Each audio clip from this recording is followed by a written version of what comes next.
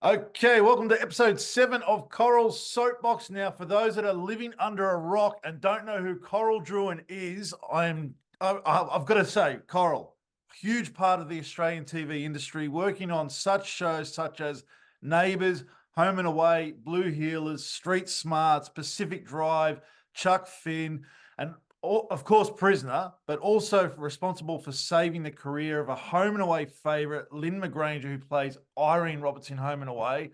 Welcome back, Coral. I had to throw that in. Thank you, and hi everybody. I'm sorry we're a couple of weeks late, but I've had awful computer problems, and because I didn't want to let you down again, I've got a new computer and a new modem and a new camera, so hopefully this time it will all work. No, we're all good. So fire away, Matt. I am ready and willing. Ready to go. And just while I was reading your credits, I'd have to say you've created the most amount of characters on Australian TV and probably hold the Guinness Book of Records, I would say. We have to get you in the book.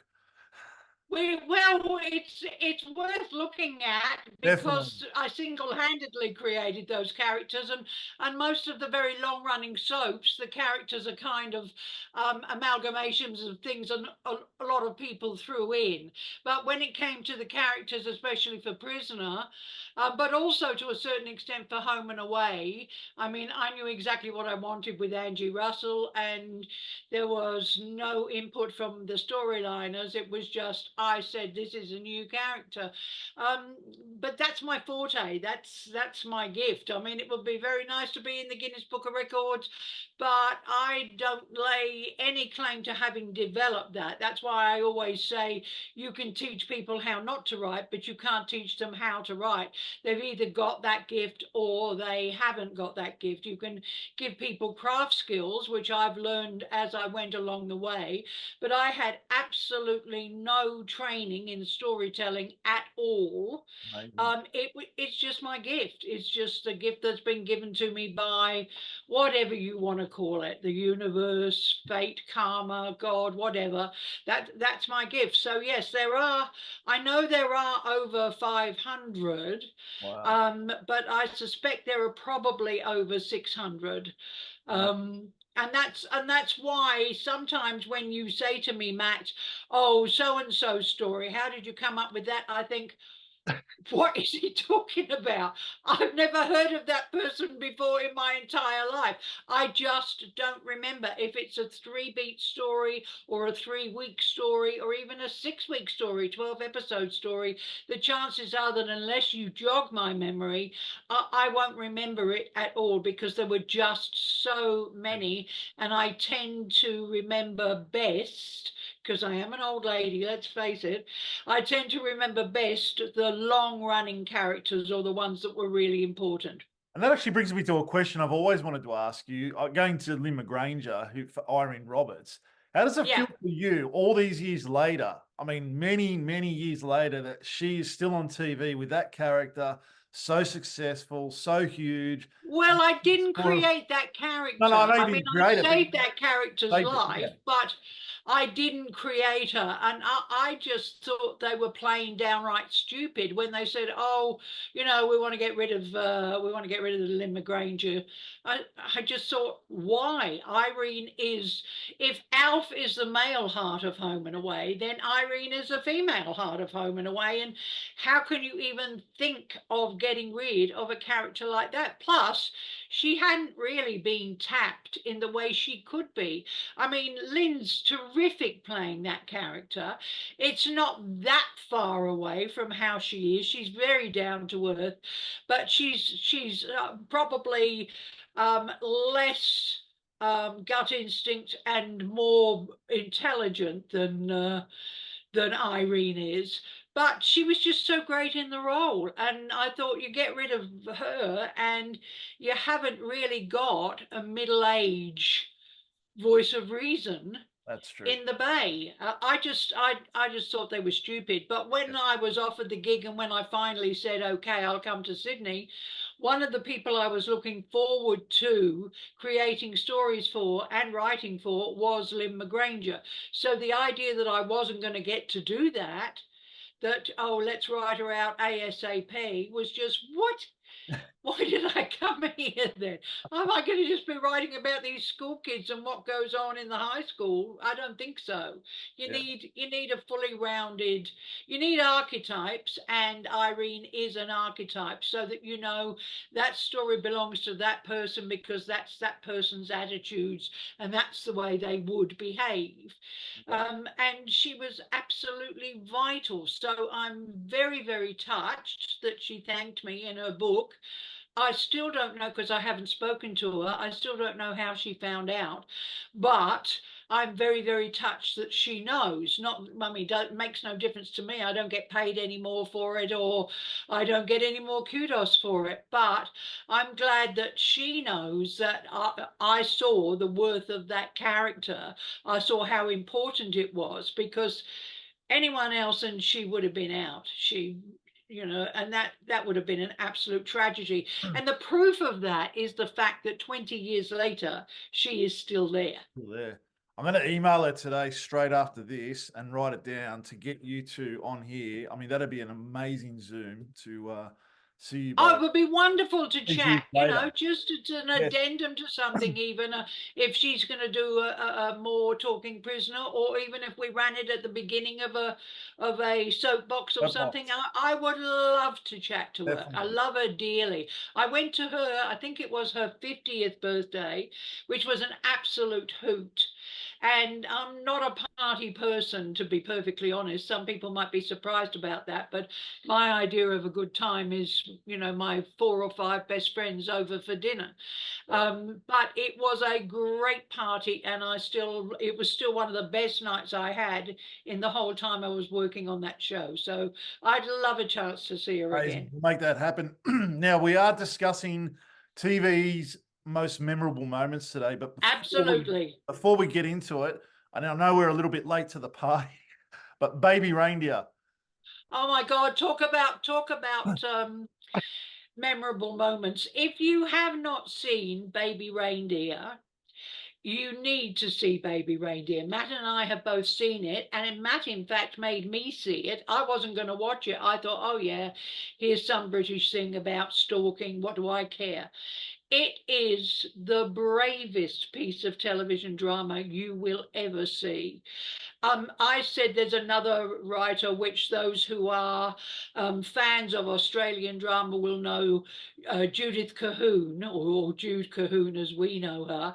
And I said to her, the only thing I'm upset about is, oh God, I wish I had written it. And she said, yeah, but Coral, to live it, to write that, you would have had to live it and go through the pain that he went through. Would you want that? And I said, no, I guess I'll just stick to the Freaks Black Gloves and and all the other soaps I did. But it is the story. It is not a story about a stalker. It is a story about how people use each other and how people let themselves be used because they want to be wanted. They want to be needed. And we've all been there. We've all been there at various times in our life where we've thought, somebody care about me. I don't have anybody. And what starts as just a little bit of ego flattery turns into the most horrendous experience. And unfortunately, a lot of what the show is really about has been lost in this big discussion about, oh, should he have named and shamed her? And she's come forward and now she said that's based on me and I'm going to sue and all of that stuff. When really, we should all be asking, how do these kind of tragedies happen? How do people get so lonely that they become fixated, that they create alternative realities for themselves? How is there not support for them? Because both he and she are mentally ill. He's as mentally ill as she is, as we realized at the end of the show. But it is absolutely riveting drama. It's very hard to watch. And I've recommended it to some friends who've said, I don't know why you recommended that to me, but I couldn't watch it past episode 3. And I said, well, you have to go back and you have to. You have to see episode 4. You have to see episode 6. You have to stay with it because it starts really light and you think, oh, this is going to be easy. And it gets harder and harder and harder. But it makes you think, it makes you feel, it makes you question. In other words, it does everything that I tried to do with Prisoner, but far, far more successfully and She's, far, she's a far character better. straight It's out of brilliant. Prisoner. Pardon? She's a character straight out of Prisoner. She is a character who, if I had, you've got to remember, Matt, that there was no internet back in the time of Prisoner. And Yeah. so stalking per se, as we know it now, and catfishing. I mean, I only really recently found out what catfishing was because I got catfished. I also got scammed. Oh my, And I've been on the internet since the day the internet started. I remember But your of course, website. it's a whole different world now. It's a whole different universe now. But you've got to remember that back at the time his story is set, there was only just beginning the internet, and back in the time of Prisoner, there was no internet. It hadn't even been devised or invented then. Yeah. So even though you would say that character belongs in Wentworth, and we could have had great fun with her, she would never have been there because that story would never have happened. Yeah. I mean, at 20 million viewers so far on that show. I mean, what a I'm not surprised. I would amazing. say that over the years, Prisoner has had, at last count, 42 million viewers. So we still got more than double the numbers. However, it took off. It went viral, as we say these days. It went viral, and it went viral because it does what I am so committed to. One, it pursues excellence. Two, it works on a number of levels. If you want to just watch it as, whoa, boy, this is really spooky lady, and you can watch it on that level. And if you want to, I mean, I will be totally honest, I cried all the way through episode 4, and I just was wrecked by episode 6. Episode 6 is so harrowing and so grueling. And you will remember, Matt, that's the episode in which he breaks into his own comedy routine Yeah. and tells the audience what has happened to him. It is so gut-wrenching. I was sobbing out loud watching it. And you might think, well, I don't want to sob out loud when I'm watching television. It's supposed to be entertainment. Believe me, you will also be entertained, but you will be hit with 1,000 other emotions that you've never seen watching it. Anything else. You've never experienced anything like it because there's never been anything like it. And I just hope to God they don't try to make a series 2. That story's told now. And there is always a danger with television executives to try and milk things for all they're worth. Hey, we could get a series 2 out of this. He could then become fixated on someone, and here we go again. Don't. What Well, makes this so spectacular is the fact that it is real and it is so brave. It doesn't need a follow-up. well, I think that Fiona Harvey's now suing Netflix, so Netflix may turn around and say to her, "Well, drop the lawsuit. We'll give you a series. You tell your side of the story." Oh, I hope not. I hope not. Mind you, if it were being done, because she's not a writer and the guy that it happened to is a writer, if she had a really good writer sit with her and tell me your perception, because as you know, and we've talked about this before, writers always have a theme which they try to push. Now, my theme through everything I've done is perception. For some people it's redemption. For some people it's just the hero's journey. For some people it's, oh, the fish out of water syndrome. But for me, it's always been perception, that what you see is only the tip of the iceberg. Don't think that's all there is. There is something else. If you see it from another angle, it looks totally different. So if there was a really good, unbiased writer who could sit with her and work with her and actually tell the story in the same kind of sequence, then that might work. But let me say to everybody, because I've talked before about whose story is it, it's not her story. It is. It's his Mm. story. It's him dealing with a trauma from his past, which he has to question why he allowed that to happen and why he's now allowing this to happen.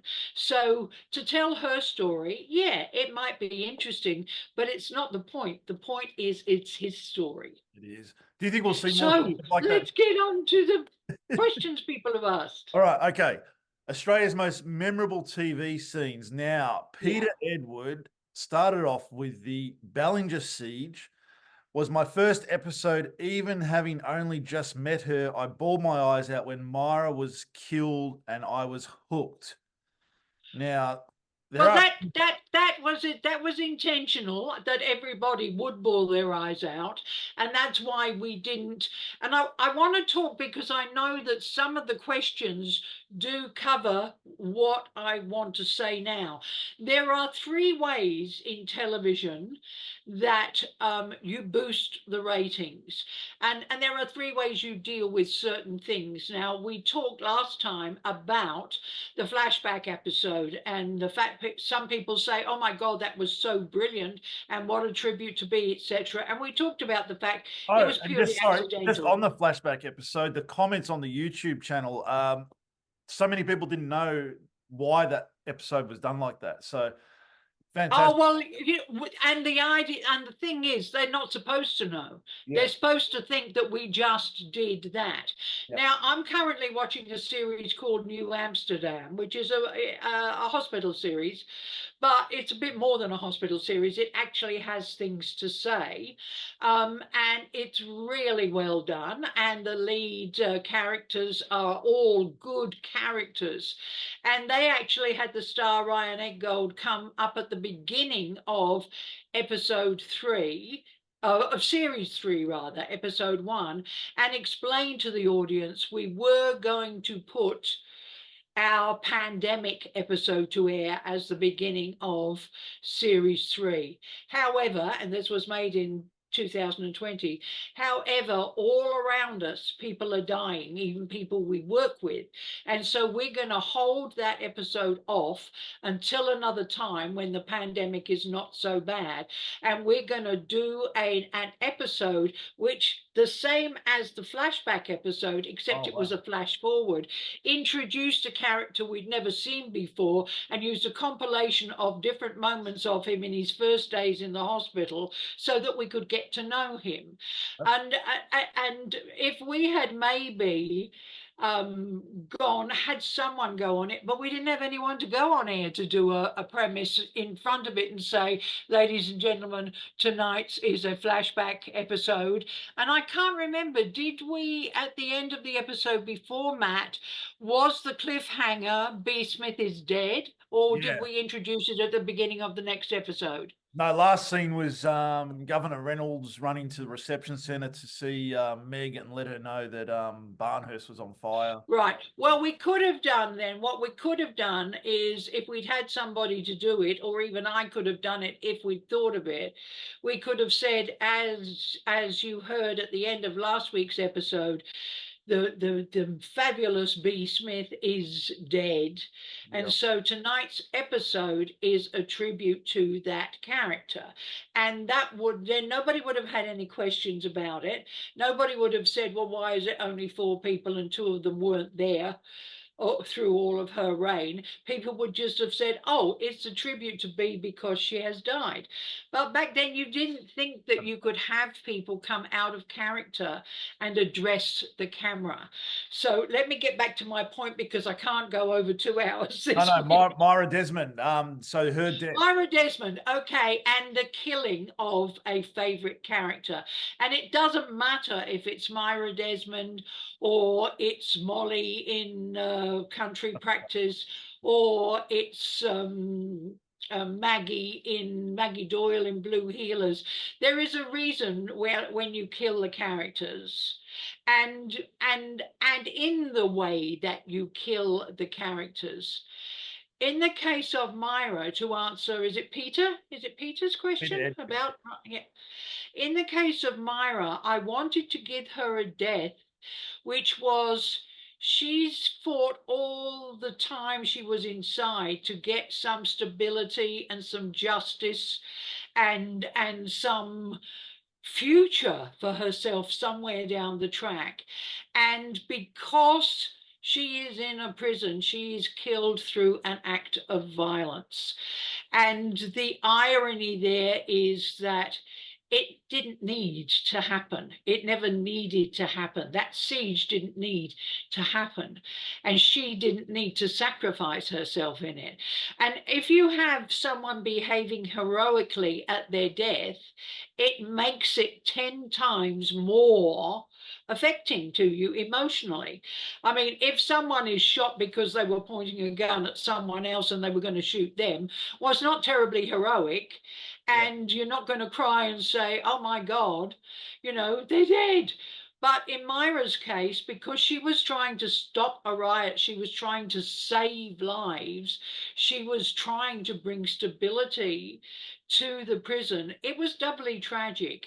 Now, if you look at something like Molly's death in A Country Practice, did anybody mention Molly's death in A Yeah, Country Practice, Matt? before we do, so did you create that siege to kill off Myra? Was that the No, reason? I didn't. I already had the idea of the siege in Okay. mind because I wanted to show that this was a different situation to anyone we'd seen in before. This was a woman in Ruth Ballinger who was not a poor woman, who was not a woman who was doing something to support her kids. This was a woman who was filthy stinking rich and who chose to be an absolute shit of a human being. And I wanted to show that she would go to any lengths, even putting everybody else's life at risk if she had to. Then, while I was plotting that story, originally, had Myra stayed, Myra would have killed Ruth Ballinger in that siege. Wow. So Okay. I think from memory, they were on the rooftop. There was a helicopter, wasn't there? No, they went in the van, and then they Oh, ended they up. went in the van. That's right. Yeah, they took the So fleet as yeah. a hostage. So originally, I remember now, thank you for jogging my memory. Originally, that van crashes and Myra is seriously injured in the no, originally, sorry, Ruth is seriously injured in the crash of the van, and Myra has a chance to pull her out, and Ah, and Ruth says, help me, help me. It's the first time she's ever had to ask for help in her life. And Myra looks at her and says, this is for all the kids. This is for everyone you've ever stuck your boot into. This is for all those women inside, and just turns around and walks away from her. wow. And and Ruth dies because Myra won't lift a finger to help her. Would you have preferred that? Myra, pardon? Would you have preferred that scene to play out Would than? I have preferred it? I would have preferred it because I would have loved to have kept Annie Phelan. I would desperately have loved to keep Annie Phelan. I thought Annie Phelan was so good as Myra, and I created Myra, even though that character had appeared for a second, there was not even a character breakdown on her. So when I brought Annie back, I worked so hard on that top dog character, and people say, oh, she was really similar to B because of this and because of her daughter and because of this. They were the same, really. No, they weren't. No, they weren't.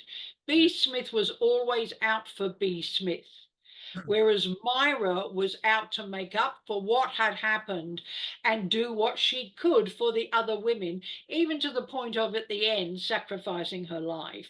Yeah. So they were not the same. They were polar opposites. But I was really proud that I could show someone can fall foul of the law and end up in prison and have committed the crime, not be innocent. They've committed the crime, but that is not who they are. That is something they did. It's not who they are. And in point of fact, Nora is much closer to Myra as a character than Myra is to B. Smith. I tried again with Nora to replicate those things that I wanted, because I thought to myself, what would I do if I killed somebody? And I think I could have. I don't think I could now. Probably too old anyway. But there were times when I had an absolute hair trigger temper, when I think I could have killed someone. But murderer is not all I would have been. And I like to think that inside, if I were inside, I would have taken over very quickly.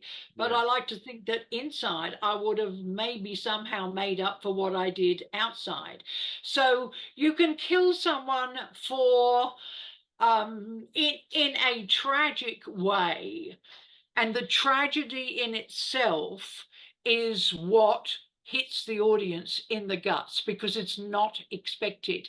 Now, another case of that, and I have to talk about it because it was my baby, And hang on, before was one second before you go to the next one, Myra's death didn't affect me that much in that episode. I'll tell you whose death affected me was the lady that played Tammy. I think it was Gloria yeah, Andrew. yeah, Her death as affected me yeah, because yeah, yeah, he was like laying down on the floor of the corridor, and he yeah. just like it's like a dying animal. It was just bang. Yeah, That death yeah. actually affected me She more than played that really, really well. But the reality is that at the stakes were on Myra. of course. Yeah. They weren't on Tammy. Because Tammy was a more minor character and Myra was our top dog. And it's like, holy moly. Yeah. So to put the only other time I have gone for that kind of shock value was the death of Maggie Doyle in Blue Heelers. And I think people know the background to the killing of Maggie Doyle. Lisa McCune wanted to leave. She wanted to get married. She she had all kinds of ideas on how she thought Maggie could leave. The one that she really liked was a guy on a motorcycle, preferably someone a bit like Chris Hemsworth, rides into Summer Bay, sweeps her off her Mount feet, and she Thomas. goes off on the back of a motorbike. Now, you have to remember that Maggie Doyle in Blue Heelers was a role model during those years that Maggie Doyle was on air. And again, I had nothing to do with creating her at the beginning, but I As had role everything model to on do. that, they actually said while she was on TV, there was a really big induction of female Influx of police. women joining the Correct. police force. That's exactly, you're reading my mind, exactly what I was just going to say. They had never had such high numbers of girls leaving school and joining the police force. She was an icon, not the actress, though she was as well, but the character was a role model for young girls. And I said to Elisa, you can't leave like that. You have to leave heroically. And then they said, okay, well, she marries PJ and she goes and lives a life and has babies, and every now and again her name might be mentioned. They had a policy that once a character leaves the show, you never mention their name again. It's as if they never existed. And I said to them, you cannot have her go off and marry PJ and not have the people at the station when PJ comes in say, how's Maggie doing? Oh, we heard you're having a baby. How's she doing? Is it a boy? They're going to mention her. And the audience is going to expect you to mention her. There was only one way for Maggie Doyle to leave this show, and that is she has to be killed. And she has to be killed tragically. It has to be something that is like huge, huge. Otherwise, the audience is just going to turn off. So the idea in that is similar to the Myra death, in that it should come out of the blue, but the Myra death was a full stop.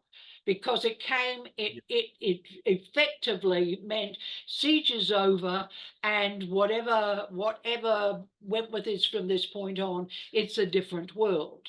But in the case of Maggie Doyle, the fear was so great that the audience would turn off because they were so invested in her, that I said, well, then we have to make it a whodunit, and we have to make PJ the detective. We have to get him through the grief. Otherwise, we're just going to have 8 weeks of him going, oh my God, Maggie's dead. And the audience is going to be going, oh, Maggie's dead. So we have to explore who killed her and why. And the best person to have killed her, if a stranger had killed her, it would not have had the same impact. But to find out that her brother was behind her death, people watched, the ratings actually went up, not down, in that 8 weeks after she died, because everybody wanted to know who's the bastard that killed her. And those kinds of things are enormous for getting rating surges. So when you know that someone wants to leave, you've got two choices. You either take them out on a high, as we did with Judy Bryant, because you don't know when they might want to come back, and we might want them to come back. As we did with B, she was transferred. Okay, if everybody wants her to come back and she wants to come back, it's a simple matter of transferring her back. But when you know you categorically are never going to have that choice again, you kill the character, and then you play off the tragedy of the death, however it happens, and you use that to build your ratings for the continuum. Now, in the case of who asked the question or who made the point about Molly in A Country Practice? Oh, yeah, Let's give them the credit for it. And correct me if I'm wrong. I think last year in one of the interviews we did, you did say Lisa McCune was really upset with you for a few years. She was furious with me, and John Wood is furious with me to this day, because he talked to Lisa, and Lisa, he doesn't know that Lisa and I are still friends. And in fact, I got the most beautiful letter from her when my husband died recently. She has this tiny, because she's a tiny person. I don't know if people realize how tiny she is. She's comes up to about here on me. She's about 5 foot tall and weighs about, I don't know, 50 kilos wringing wet. She's tiny. And her handwriting is tiny. And I thought, who the hell is this from? I hadn't turned it over and looked at it, at the address. Opened it, and it just said, my dearest darling Coral, I don't know what I can say. And it was just, I cried reading the letter, and I have to write back to her. I haven't written back to her yet, but I will. And I hopefully will see her when I come down to Melbourne for the event. But having said that, we'll talk about that soon too. She didn't come to terms with it until about 2 years later, even though I told her why it had to be that way. And the powers that be, excuse me for saying this, the assholes that were in charge of the show, they said, we'll tell her at dinner. We're taking her, and Robin Gardner was her agent at the time, her manager. Robin Gardner is the agent who was married to Robert Hughes, who was the man who had to leave the country because he was accused, or he was found guilty of abuse on Hey Dad, and who was also one of the terrorists in the terrorist siege as well. Yeah. So Robin Gardner was there, and Lisa was there, and at the last minute they said to me, "Oh, come to the dinner." So I came to the dinner, still expecting that they would break the news and I would tell Lisa why I was going that way. And they said, right, well, Lisa, we've locked in how you're going out. Coral, tell her. And I had to sit opposite an actress who I so admired. I think Lisa McCune's performance in Blue Heelers was the equal of someone like Jodie Foster in just about anything, because she could play any emotion and make you believe it. I thought she was an extraordinary actress, and also I had bonded with her and we'd become friends. Yeah. And I had to tell her why she was being killed. And in her last scene with John Wood, she cried, John Wood cried, and I was there and I cried. And I think John said something to me like, because we hadn't shot the scene where she was killed, because that was an OB scene. And I think John said to me quite angrily, "This is just unnecessary. This is just unnecessary." And Lisa believed it was unnecessary. My belief to this day is that if she had just ridden off on the back of a motorcycle with some bloke we didn't know, so we weren't invested in, or if she had just disappeared from our screens, Blue Healers would have finished in that year. People would have said, well, no, she's gone, Maggie's gone, there's no more reason to watch. So in that particular case, killing a major character was a way of saving a show. It wasn't just a way of taking out someone who wanted to go out. Now, in Molly's case in Blue Yes. Healer, in Country Practice, who mentioned that one? Because I know somebody did, I saw it. Yeah, big fan of this segment. Samson McKinnon. When Molly dies, for me, yes, remember watching that in 1985. Molly Jones' death as she succumbs to leukemia in the closing moments of episode, I think it was season 5, episode 32, was called the saddest Aussie TV scene ever, and watched over by 2.5 million people at the time, which obviously back in Absolutely, 85, which at the time, I think, I might be wrong, Matt, you might do some research on this, but I think that was the highest audience for any it was. episode of an Yes, Australian drama series. it was. Now, what made that work so well, and also, and I hate to keep saying this, we writers create stories and scenes because we have something to say. All the network cares about is, will it get extra ratings? Because extra ratings means extra revenue. And Channel 7 was ecstatic over Molly's death.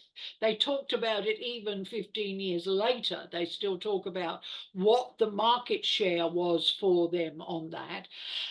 The market share is of the total of number of televisions polled, if you like, for ratings. It got well over 50 or 60% of all the people who were watching television that night watched Molly die. Now, I rewatched that scene a couple of weeks ago now before my computer Oh, started crashing everywhere. And I watched it and I thought, it's really interesting. You don't actually see her die. exactly.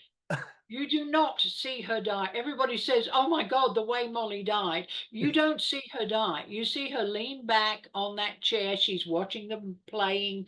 And you see gradually the camera, the light fade. And then you see the screen go to black and you hear his voice calling, Molly, Molly. That You that don't that see her creepy die. circus music that was playing in the background as well. Absolutely, because there was all this, and that was to convey the fact that there was still, the kids were having fun and Yeah, life goes on, and here is someone who we love and who he loves dying, but you don't actually see her die. And in point of fact, there are very, very few cases where you do see the person actually die.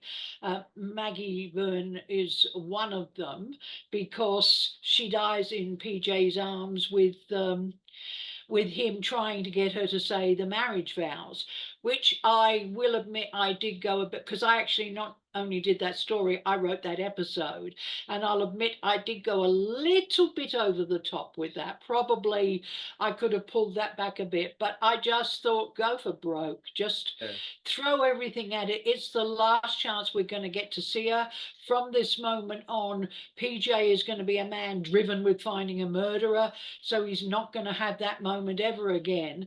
Let's play for it. Martin Sachs was so overwhelmed with emotion that he almost couldn't get the lines out. He got them completely muddled, and Maggie, Lisa, being the actress that she is, just followed his lead. So when he said, PJ, take thee, Maggie, and she said, no, you say, and he said the completely wrong line, but Lisa, being such a good actress, just follows suit. But in the case of Molly, everybody loved that character. She was a free spirit character. Everybody adored her.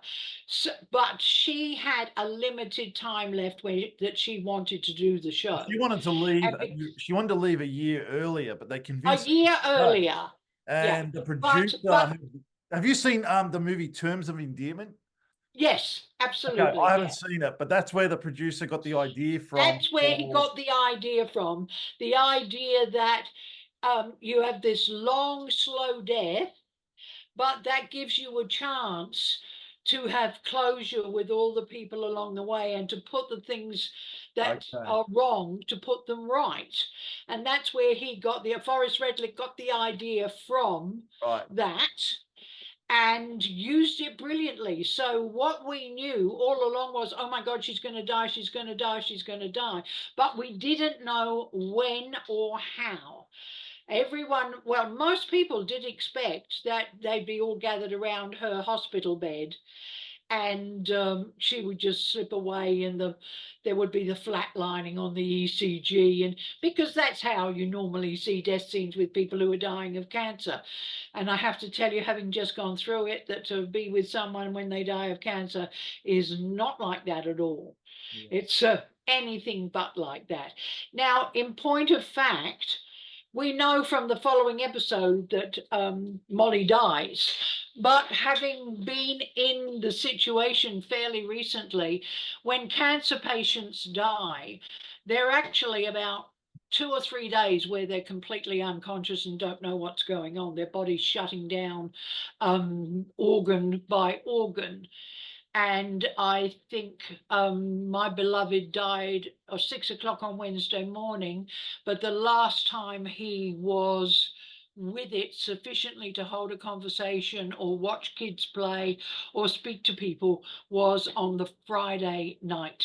So from Friday night to 6 o'clock Wednesday morning. And what's so clever about Molly's death is we don't know, is she dead? Or has she lapsed into unconsciousness? Or is she just out to it and they'll bring her back next week? We don't know. But in reality, the character of Molly would not have been dead out in that field on that couch.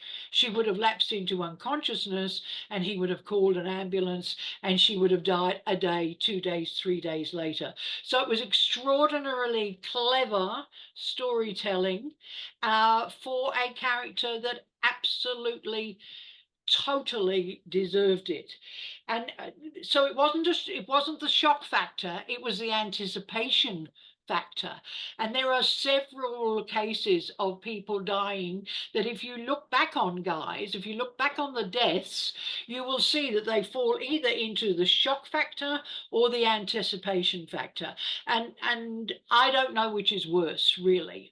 You know, I mean, I think maybe in some ways for someone to just, be hit by a car or whatever, or killed in a boating accident or any number of ways, bang, they're gone, is easier on everybody, including the storyteller, but also the audience, than the case where someone is dying and you're thinking, oh my God, this is just gut-wrenching. I'm not sure I can go through this again. I mean, I'm glad I was there at the end when my beloved died. I'm so glad. And I might tell you, just to spook people out, I was fast asleep in a chair behind his next to, but not really close to his deathbed. And I was fast asleep facing away from the bed that he was in. So I was on my right side, he was behind me in the bed, and I was fast asleep. And suddenly I heard this voice go, Coral, Coral. And I woke up and I thought, what the hell was that? And I heard again, Coral. And I rolled over and his hand was hanging over the bed as though it was reaching out for mine. And I took his hand. Oh my gosh. And as I took his hand, he breathed his last breath. Oh, wow. That was his last breath.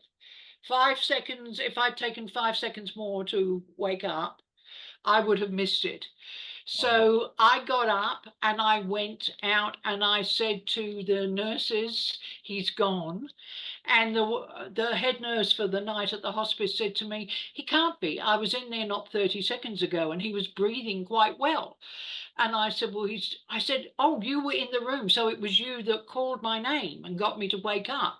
And she said, no, I saw you were fast asleep. So I just left you there. I just looked at him. He was okay. And I came out. And she said, and now 30 seconds later, you're telling me he's gone. Wow. Work that one out. I don't have the opportunity to put that in a script, but bloody hell, I wish I did, Yeah, that's because it really happened. And I have absolutely, it is the sort of thing I would write in a soap script, but I have absolutely no explanation for who called my name and told me to wake up. None wow. at all. Someone from above. Someone from above, whatever you believe in, something from above. But Yeah. all scenes that people remember are, as you will know from what you've got on the list there, Matt, they're not all death scenes. They're not all sad death scenes.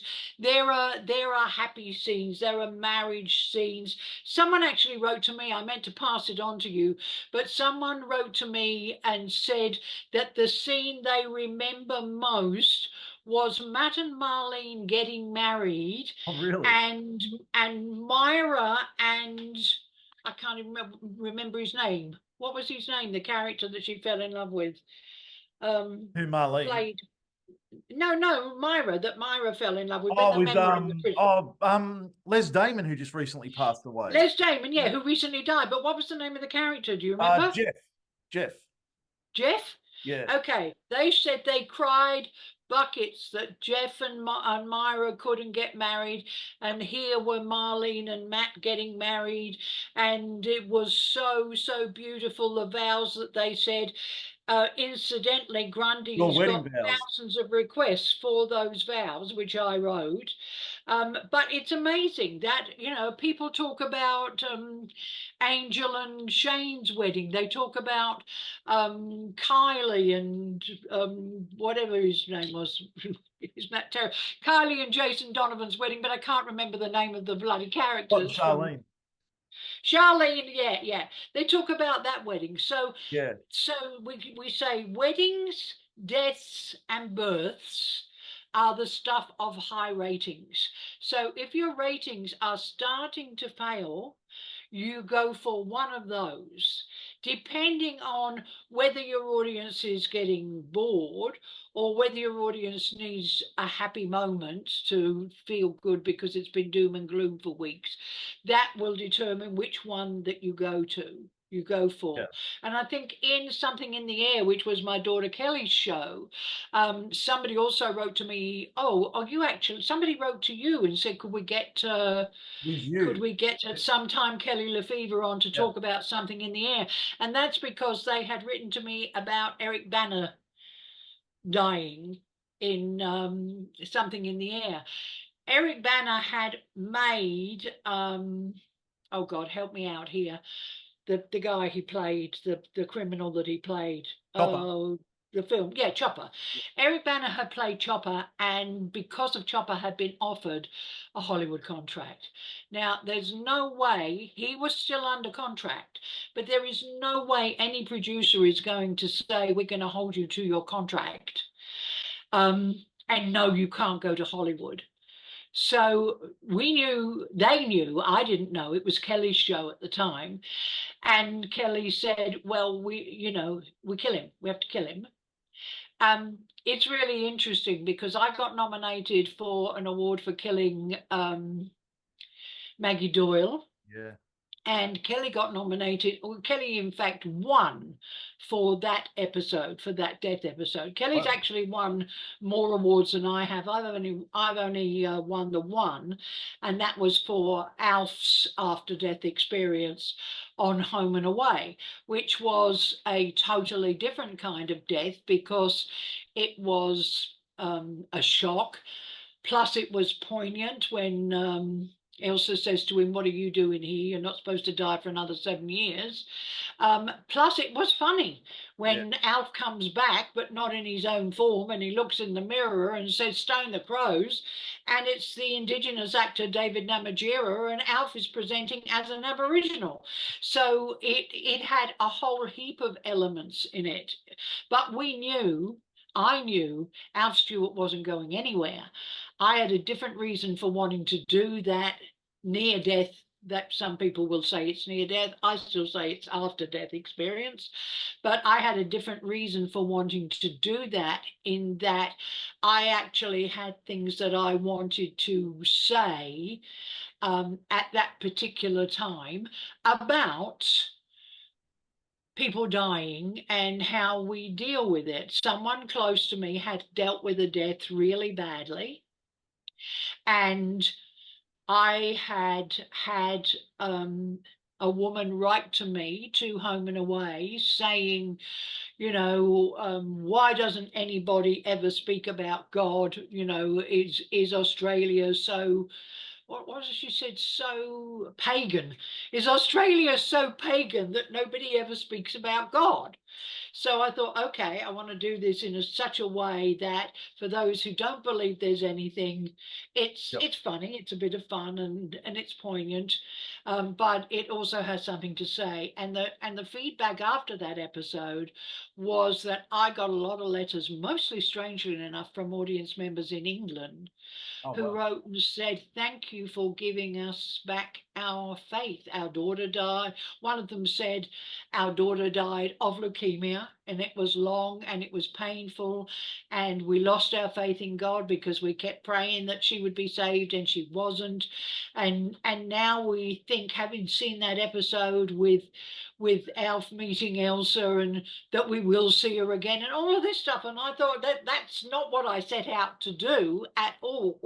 They got taken. But how wonderful to know that it helped those people get through something as bad as that. Another person who wrote to me, their 5-year-old son had been run down on a zebra crossing. They have these zebra crossings with the poles with the lights on top in England. Their 5-year-old son, who was out playing and had been taught to cross on the crossing, they had turned their backs or were looking in a shop window or something, and he ran out to cross the road on the crossing and was hit by a car and killed, and the car then just drove off. So it was a hit and run. And they said that episode gave them great solace. So it not only did it win me an award. I've been nominated a couple of times, but that's the only one I've ever won. Yeah. But it not only won me an award, but it also helped some people who had lost someone close to them. So I'm really proud of that, along with all of Prisoner. I'm proud of that episode of Home and Away. But Kelly has 3 Real. awards, and Excellent. she's still in her prime. And any of you who have not yet watched Under the Vines, it's on Acorn and ABC, and it is a just lovely show with Rebecca Gibney. And it's so good that it was supposed to be one series, then they said let's do a second series, Oh, then wow. they said let's do a third series, and now she is working on the 4th and final Fourth and series. final. There we have it. Yeah. Yeah. Going back to Molly just for a second. Now, Yeah. we interviewed Shane Withington on here last year, and I remember speaking to him on the phone, and we were talking about that scene and why she left and everything. And he actually wanted to go with her. He wanted to be out that year as well. Yes, But I know. Yes. producers convinced him to stay on because they said it'd be too much for both of them to go at the same time. Yeah. What do you think that scene is still like? It's like another scene that stands out to me is Prisoner, when B puts Lynn's hand in the press. That's a memorable moment for me. But what do you think that scene with Molly is still talked about like now? I think it is because most people that you talk to will, in fact, I mean, it's like people talk about the scene in what's it called? Fatal Instinct, is it called? The famous Sharon Stone leg Basic crossing scene. Fatal What's Attraction. it called? Fatal, no, it's No, not Fatal Basic Attraction. Instinct. Sorry, Basic Instinct. Basic Instinct, right. People talk about that scene and say, oh my God, she crosses her leg. If you've seen that scene, she's got no pants on. You can watch that scene 1,000 times over. You can't see that she's got no pants on. The crew might have seen that she's got no pants on. The director might have seen she's got no pants on. Or it might have been a story concocted to add to the publicity of the film. You don't You know what see still Molly. stands out to me about that scene on Basic Instinct is Yeah, Wayne Knight is in that scene, who played Newman on Seinfeld. yeah. But certain scenes you can condition people into believing they have seen something which does in fact not happen. As we just mentioned a few minutes ago, people think they saw Molly die in that scene. They didn't. They saw Molly become unconscious or go to sleep or any number of things, but they didn't see her die. But they're so conditioned to believing, because in the following episode they talk about Molly's death. They're so conditioned to it that they think, oh my God, it's the first time we've ever seen a character that we are heavily invested in and we really, really love. It's the first time we've ever seen one of those die on television while we're watching it. They don't see her die, but they're conditioned to believing that they do. And that's why, to this day, that scene is still so huge. Molly's death on Home and Away, sorry, on Country Practice, sorry, we don't actually see Molly die on A Country Practice, but we're all convinced that we did. Yeah, that's true. And if there is something which you've been waiting to happen, you convince yourself that you're now seeing it happen. And the cleverness of how Forrest Redlick and Jim Davin put that together is the fact that they left it with that screen going to black and his voice screaming, Molly, Molly, as he runs towards her. The following scene of the following act could have been her waking up and saying, what did I miss?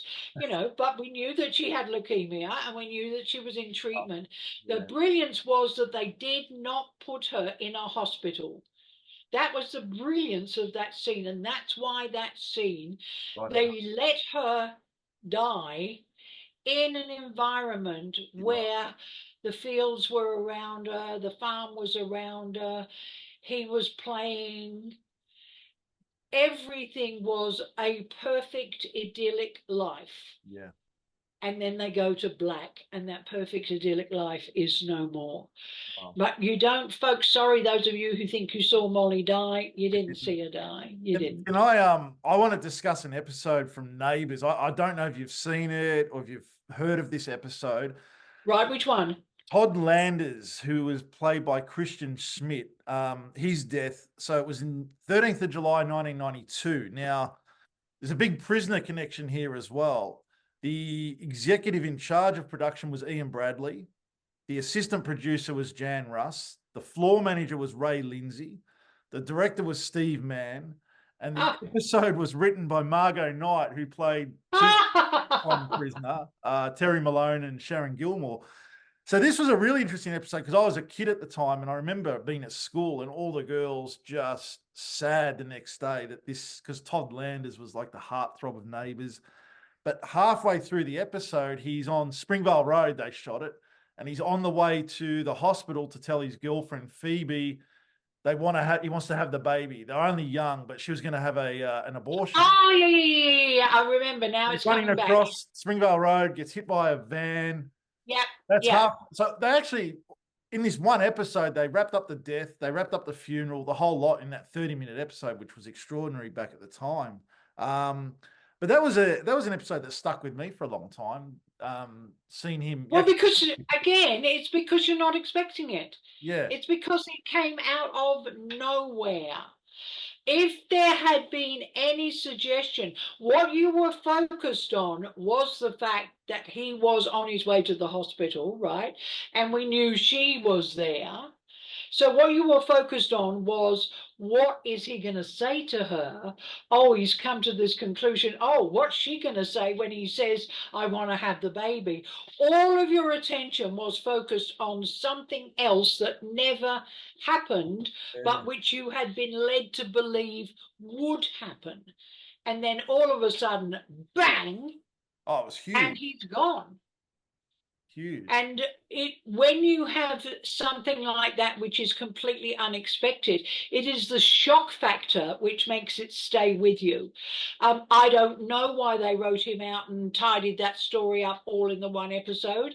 I remember girls at school crying the next day over this. Yeah, well, he was a bit of a pin-up. Yeah, and also You know, Maggie Gents was a if big you've part. got a crush on someone and suddenly they're just written off completely. If I'd been a girl, I probably would have been crying too. And Maggie Gents played a big part in that episode. She was played Dorothy, who was Phoebe's auntie or grandma or something, but she had a massive. Oh, right. Yes, I vaguely remember that. Yeah. I don't think I actually saw the episode when it went to air. I didn't see the episode until much later because, I was on a sort of hiatus at that stage where I was doing stage work. After Prisoner, for about 5 or 6 years, I did stage work. And then I was writing a couple of commissioned movies, which I was paid to write scripts because they got development money.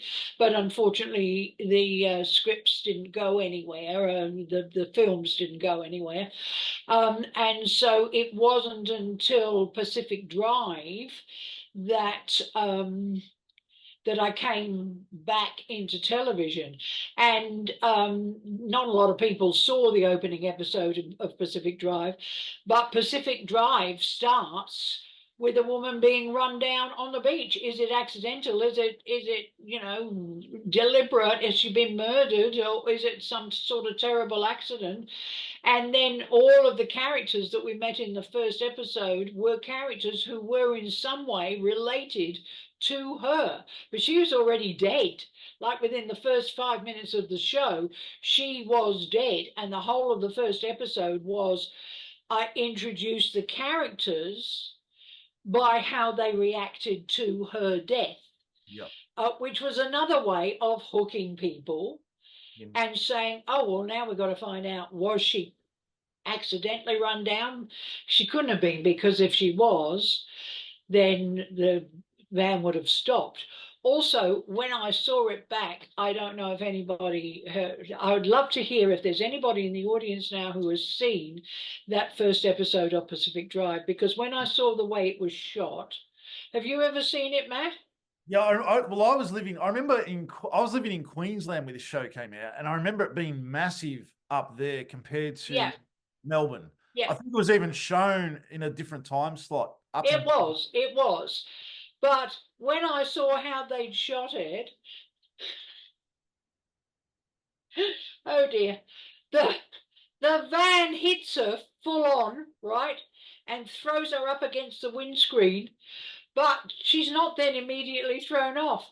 They show her, the stunt double with her head down, hanging onto the windscreen wipers. And it's like, the freaking windscreen wipers would have broken off in 2 seconds flat, but there she is on the front of the car, hanging onto the windscreen wipers. And it was ludicrous and set the tone for the show being an absolute disaster.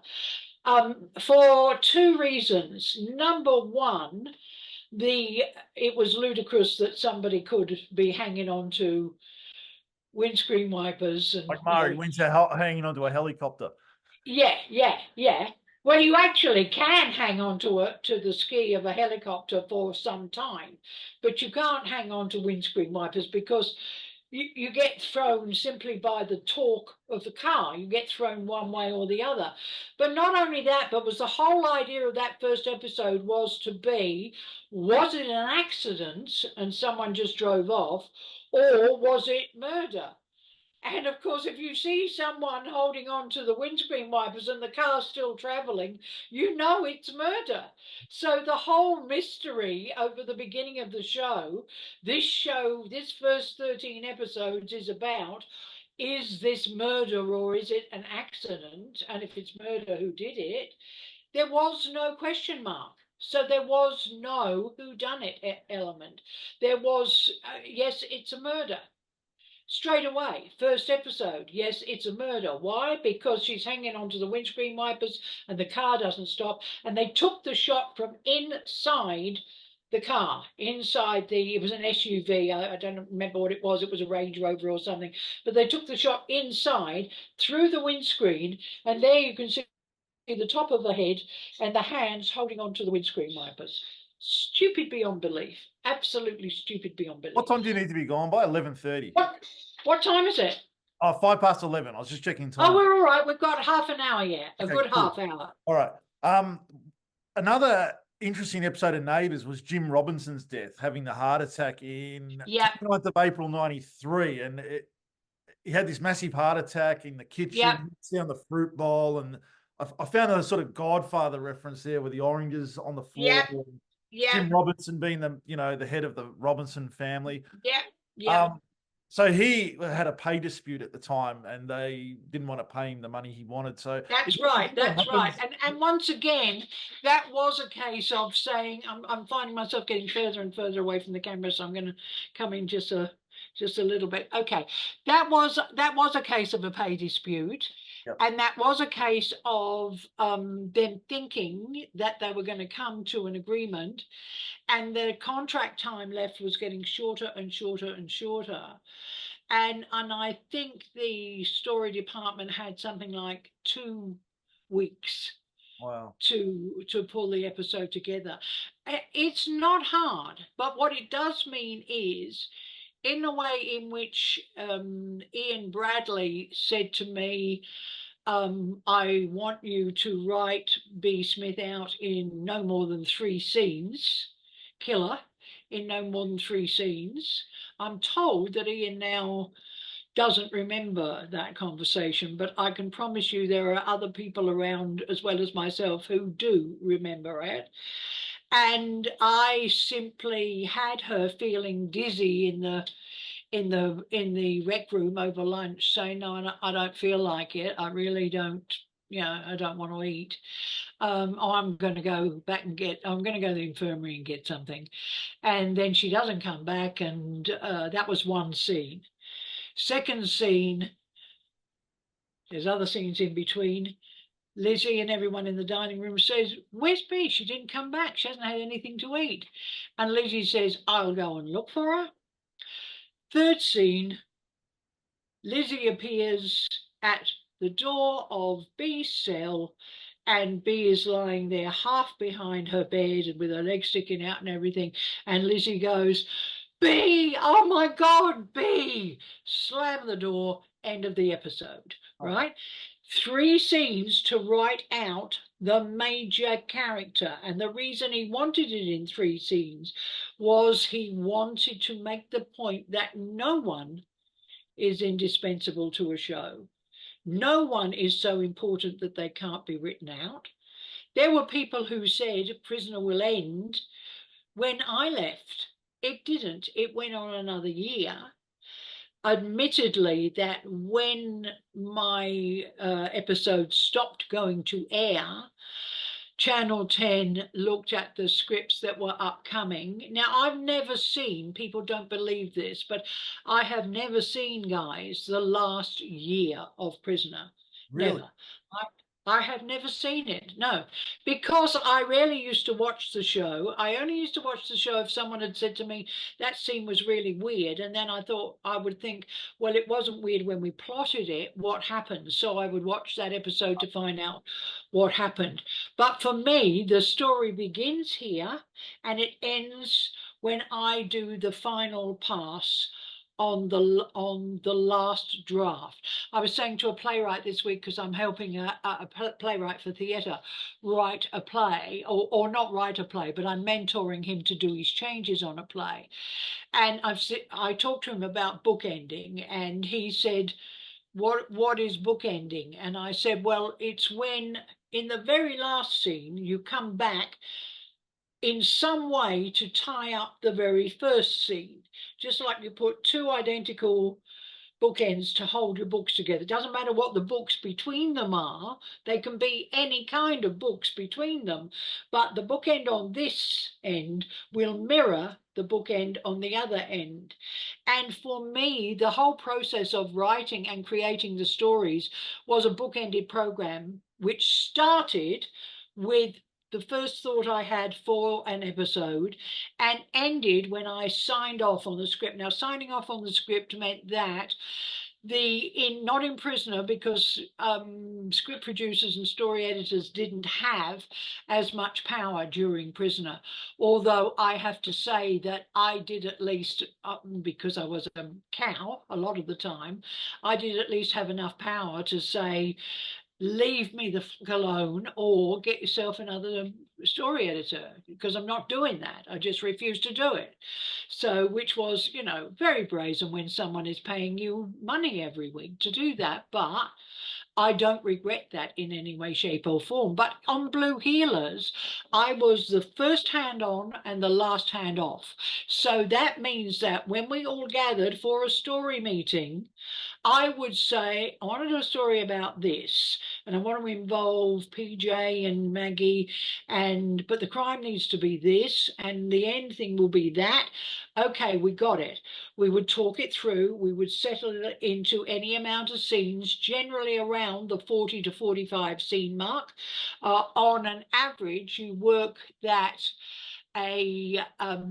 in television, a page of dialogue is 1 minute of screen time.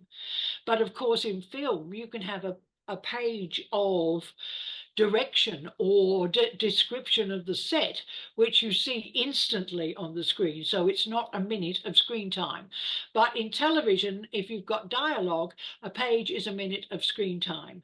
And most scenes are under 2 minutes. So most scenes will be somewhere between a page, maybe less, and 2 pages. So in the case of Blue Healers and subsequent shows, and Pacific Drive and Home and Away and all my kids' shows, I would be the first hands-on. I would come up with the idea. We would then all discuss the story, and at that stage there would be input from other people, including the writer on Blue Healers. But still I would say, no, that's not where the story's going. The story needs to go here. They would do a scene breakdown. I would see the scene breakdown. We would make corrections. They would do a first draft. I would read the first draft. They would make corrections and do a second draft. I may not even look at the second draft because it would go to the editors. But then the edited second draft would come to me to, as they would say, sign off on the script. So it was a bookend. I was the last pair of eyes on the script, and I was the first pair of eyes on the story. So that means that you get to tell the story in the way you want to tell it, but you're still at the mercy of a director who thinks, oh, wouldn't it be a good idea to put a camera inside and show someone going like this? I mean, if you actually were on the hood of a car hanging on to the windscreen wipers, the chances are that your face would be squashed against the windscreen with a look of abject terror on it. But they couldn't do that because, of course, it was a stunt woman. So they couldn't do that. They had to have a stupid beyond belief. Going back to money just for a second, because you would know, back in, just to Alan Dale, so he was getting paid $600 a week back in 1993, and he was one of the biggest characters on the show. Is that like a good amount of money back then for what the women on Prisoner he wouldn't have been being paid 600 a week because that would have been below scale. He would have been being paid 600 an ep Oh, yeah. because he might have mistook, and when he talked about it, he might have said a week. I was on 600 a week, but I think when we started in Prisoner, which was many years before, what was it, 79 or 80, something like that? 79 Prisoner, I think, which is a good 13 years before what you're talking about on Neighbours. I think Val and the other leads were on about $400 an episode. And they were on a guaranteed 3 episodes. Now, you might say, well, hang on a minute, there's only 2 episodes of Prisoner in a week. We class an hour episode as 2 half-hour episodes, and that's why you sometimes see 2 writers' names on the front of an episode. It means one writer wrote one half and the other name wrote the second half. Almost always when you started as a writer, you only wrote 1 episode, which was a half of the hour episode. So Prisoner, which went to air 2 hours a week and never ever went to air as a strip, which is a serial, never ever went to air as a half-hour show. It always went to air as a 1-hour show twice a week. However, in terms of contracting, it was considered a 4-ep show. And you had to guarantee in the contract when you were doing negotiations, if, for example, you were getting $250 an ep and you could negotiate a 4-episode contract, I think only one person ever had a 4-episode contract, and that was Val Lehman. But if you could negotiate a 4-episode contract, you'd get 4 times the rate for 1 episode. Right. So that would boost your money. But I think Prisoner was about $400 an ep for the leads. And they all of them got the same figure. The only difference was how many episodes did they get. Did they get 2 episodes a week, in which case they got 800? Did they get 3 episodes, in which case they got 1,200? Or did they get 4 episodes, in which case they got about $1,600 a week? And $1,600 a week was a lot of money back in the very early 80s, which is why Val still has, she was an antique dealer, and not a lot of people know that, but she did have her own antique shop after Prisoner. But she has a house full of very lovely antiques. I think she said in one of her Talking Prisoners, I think you or Ken asked her, did she have anything in the room that she'd actually taken from the set and kept? And she looked around at this beautiful room full of antiques and said, no, good God, no. Why would I want to have taken anything from the set? Have you seen my home? Now, it was Val being typically, up her own arse, if you like, but it was being totally honest. There was absolutely nothing on the set that would have gone in her really beautifully antiqued home. But yeah, it might seem like a lot of money. I mean, now it's below the poverty line, basically. If you were on, if you were earning $600 a week, I mean, I earn now, suddenly my income's been cut in half. I earn now a single pension for all of you on the pension out there. So all of a sudden, my income is $1,100 a fortnight. Wow. Below the poverty level. But and I reckon so $200,000 a year doesn't even get you far these days. Well, no, and I was earning more than $200,000 a year 40 years ago. I was earning considerably more, but I think I've told you on a previous episode that the year I earned over 300,000, the following year I earned 12,500. Wow. So that's how great the fall from grace is if you fall. And you get the wrong side of someone like Grundy's and they blacklist you for a couple of years. All right, now we've got like 8 or 9 minutes left, so 2 more things. We're Yeah. talking about memorable episodes and how they affect us. I wanted to bring up whose celebrity death affected you the most? Because we always remember, obviously, Princess Di and JFK, the big ones, but you always remember where you are when there's a celebrity. Like for me, it's Michael Hutchins, who the lead singer of In Excess passed away in '97. I remember I remember exactly where I was. I was at a screenwriters conference when Lady Di's death was announced.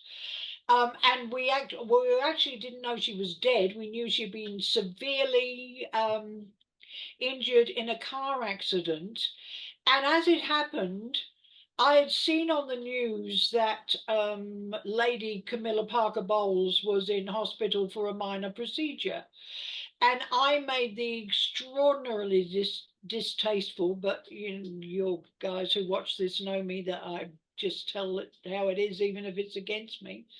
I made the extraordinarily distasteful remark that Prince Charles would have to go to the hospital and sit between the two beds and hold Diana's hand in one and Camilla's hand in the other, which not long after I said that, in a room full of writers, a lovely writer who some people will know because he was a long time on things like Neighbours and he was with me on Blue Healers, John Stevens, just came in and said she's dead, and we all sort of said, who's dead, what? And he said, she's dead, Lady Di's dead. And we all just went, Wow. I mean, we what a could year, not 97. believe it. But Only in the terms start. of people I've actually known who were in the show, I did not know when I did not know Gerda Nicholson had been ill when she died. And when somebody said to me, oh, poor Gerda, that's, she was much too young. I said, even though the show was finished, I said, what are you talking about? What? And they said, well, Gerda's dead. And I had not heard. Yeah. I cried like a baby because I had created that character of Anne and I had followed her through so many stories and traumas, and including giving her the breast cancer story, which was intended for Elspeth Ballantyne, intended for Meg, and Elspeth wouldn't touch it because she'd had a scare, a breast cancer scare, which turned out not to be, but she thought she was tempting fate if she did a story about it.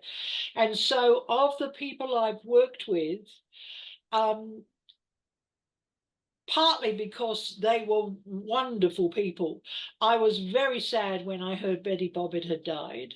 Yeah. I was not so sad when I heard about Sheila because it was inevitable. She smoked like a chimney. She had no regard for her own health.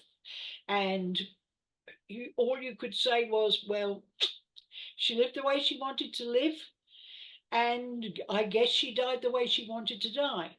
Yeah. On screen, the death that has affected me the most, and largely because I wrote it, is not Maggie Doyle's, even though I think I said Maggie Byrne before, God almighty, it was not Maggie Doyle's. You can guess it was a prisoner death. You will be able to guess, I'm sure. Come on, Matt, I'll give you three chances. Prisoner death. A prisoner death. Which one affected me the most? On screen, not in real life. Not in real life, on screen. Which is the one that on screen just reduced me to a blubbering mess? Oh, now I remember. Oh, Hazel Kent, Belinda Day. Hazel Kent got it in one. Got it in one. That story was very, very close to my heart because my dad had cancer and subsequently, not while I was doing the show, but later died of cancer. And I had lost a couple of friends to cancer. And that whole idea of, and I'd also had to have our pet dog put down. Oh, wow. And that was very traumatic. I went and had the dog put down, and I thought we do this for people, for animals, but we don't do it for people. And that story was a really important story to me. And I wrote that last episode. And I don't know if I've told this story on this program, but I always wrote longhand, and my partner at the time would type it up. He taught himself to touch type very, very quickly, and so he would type up my longhand. He got to read my longhand. And I was sobbing at the dining table in our house in Belgrave, in the Dandenongs in Melbourne. And the kids, and he came over to me and said, "Oh my God, what's wrong? What's happened?" You know, because I was so distraught. And I just lifted my head going, "I just killed Hazel." And I collapsed in tears again.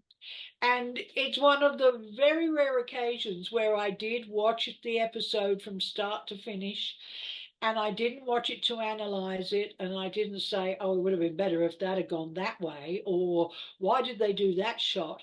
I just lost myself in the episode because I loved both those characters. I loved the character of Judy. I loved the character of Hazel. I hasten to add, I did not create either of those characters.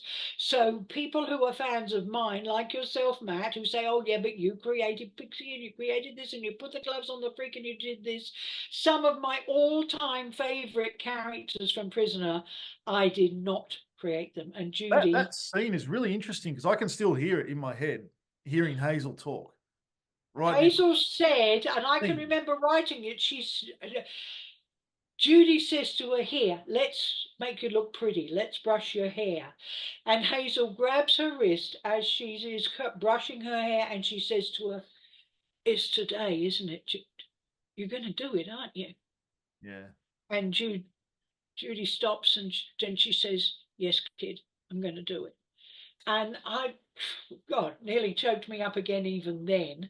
I remember that scene so clearly, and I'm sure Lamont, or whatever his name is, who hates everything I ever did, will go back, find that scene, watch it, and tell me I quoted it wrong. So I'll just say fuck you in advance, Lamont, so that you don't need to bother, okay? I've probably got the wording wrong, but I've got the intent That's and the right. emotion absolutely right. And just on Betty Bobbitt, I just saw in the news recently on Facebook, her son Chris Hill just got married to comedian Tracy Bartram, who we all know in Melbourne. Yes, yes, absolutely. How good is that? Congratulations, But Chris. how sad that Betty didn't It's a shame. live that little bit longer to see it. I I know. mean, that my daughter just got engaged. My youngest daughter, who is in her 50s now, just got engaged this week. Oh But wow. she's got engaged to a Congratulations. man. He gave her his mother's engagement ring, and it's just beautiful. However, he doesn't believe in marriage, so she's had to agree in her 50s to a 30-year engagement. Engagement. Wow. Before we 30 wrap years up, engagement. 25th of August, Sunday. 25th of August is going to be so exciting because would you believe, and this is why I love Matt, everybody, I've never been, despite the fact that most of the people who go to these things, I have created their characters. I have never ever been invited to a prisoner event before. Wow. And Matt has invited me to the next prisoner event. Oh, Now, I'm as looking it forward to it. happens, it's with a load of characters that I didn't create, which is going to be fun because, I think I created two of the characters out of all the ones that will be there. I think But it was I Sarah just, Higgins that you created, Nelson, yes, and I just cannot wait to meet the fans in a big group because when I say I've never been invited before, that's not strictly true because there was one in a pub, um, or God knows how long ago that I did go to it, but it was a last minute thing. It wasn't advertised that I was going to be there, and I did gate crash and paid for myself at the what would it have been, the 25th, the big one that was held at the Forum, I think it was in oh, that was Melbourne. the 21st. 21st was it? I was not invited to that one. That's I crazy. was not. I took my mum to that one. In fact, when I said, "Well, I will pay for myself," thinking that they say, "Well, then at least still sit with all of us and everything." No, no. Wow. However, I did give them an original episode 500 script, which I signed. And I think a very, very close fan, and I think he's actually posted sometimes on your page, Matt. I think his name was Michael Reese. I think he bought that Oh, original script for 500, but was not invited. This is the first time I've actually been invited and been on the posters saying I will be there. So I'm so excited to be going to meet everybody. As you know, I've got a pretty good memory, so have some questions ready, but I I know will you do. also be absolutely thrilled to hear the girls whose characters I didn't invent, and that last year of the show, which most of them belong to, which I never ever saw. That's going to be such a buzz for me. So I can't wait. I really can't wait. Can't wait to come down. Be amazing. What are we discussing next week? What are we discussing next week? A lot of people Um, asking about Home and Away, Blue Healers, Pacific Drive.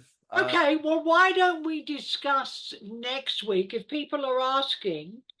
Why don't we discuss next week the stories that didn't work, that were absolute disasters? I Would can that work already for think of the everybody? prisoner story that didn't work. Yeah, oh God, there are a few of them that didn't work. And I don't want anybody saying, oh, Nora as top dog, because we've already discussed the Barnhurst Five. We've already pulled apart why Nora didn't work. We've already discussed how those characters were not played the way they were supposed to be. I'm very happy that people have responded and said, oh, now that we realise that Willie and May were supposed to be a couple, Yes, a lot of it fans, all even on the makes YouTube channel, talked sense. about that. Yeah. Yeah, there's been a lot of feedback about that, and people Yeah. saying, well, of course, if they were a couple, that makes perfect sense.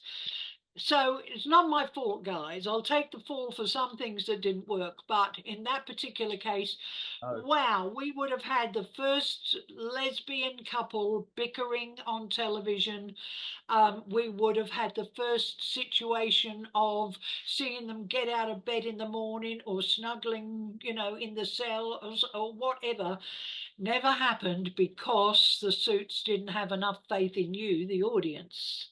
So, but given that most people react because they saw the show very much later when it was a different world and when we thankfully could accept that people of a different sexual persuasion are perfectly normal and have every right to their own sexuality, we did not believe that and we did not think it belonged on television back in 1983. And that's a shame. That's a great right. shame because we The missed a chance stories to do something good. stories that didn't work across all TV shows or movies. Stories that didn't work across all TV shows, only Australian TV Yes. shows. Somebody did ask a really interesting question about Return to Eden, but it was an international show rather than just an Australian show. So I'm choosing to only talk about Australian shows. There are a lot of people around the world that can talk about international shows. So go and watch Baby Reindeer. Catch up with New Amsterdam if you haven't, because it's a really, really good hospital show. And season 4 is coming to Netflix next week, which I'm pleased about because I'm almost at the end. I've been binging and I'm almost at the end of season 3. And I've loved talking to you, Matt, as always. And I've loved talking Always. to everyone out there, as always. And Amazing. hopefully now I've got this fixed and I'm hardwired. So I no longer have to rely on Wi-Fi or the internet. I've got these funny little boxes and hard wiring. So I've got internet Back each week. all the time, 24/7. We will have no more problems. I'll see you all next week. Excellent. That was episode 7 of Corals Soapbox. Thanks for watching. Please like and subscribe to our YouTube channel and share these interviews everywhere you can. And this will also be available across all podcast platforms or wherever you get your podcasts from. It's been amazing, Coral. I will see you next week. See you next week, everyone. Bye. Bye. I used to give her roses. I wish I could again, but that was on the outside, and things were different then. We'd build our world together, sharing all the love we'd known. till I had to face the nightmare.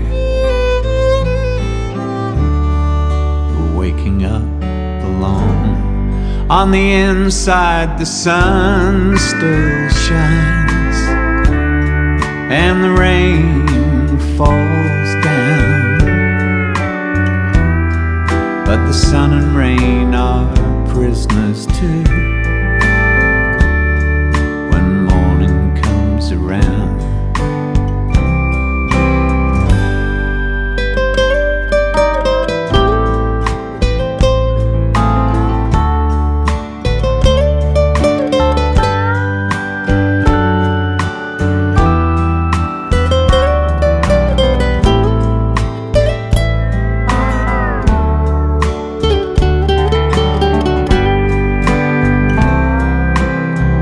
Last night I dreamed we were together,